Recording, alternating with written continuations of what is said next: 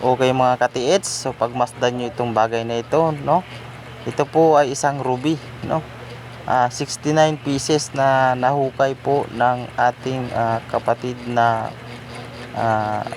hindi po sila treasure hunter mga kapatid.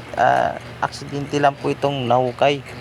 So napakaswerte po ng taong ito, no? Dahil hindi lang po iyan ang nakuha nila, dahil mayroon po yan mga kasamang ibang bagay, no, na mahalaga, kagaya na lamang ng platinum plate at ng gold dust, no. So itong ruby na ito ay 69 pieces po, no, at talagang napakarami. So masasabi na natin na jackpot talaga ang bagay nito mga katiits, mga kapatid, no. At yung gold dust naman ay 5 gram, no? Napakarami nun.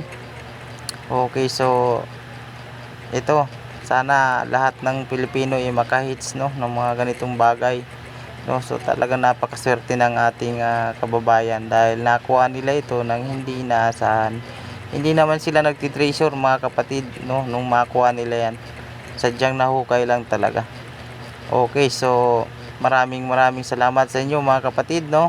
Huwag nyo pong kalimutan na mag-subscribe sa aking YouTube channel, at nang marami pa kayong mapanood ng mga video tungkol sa pagti-treasure. Maraming salamat.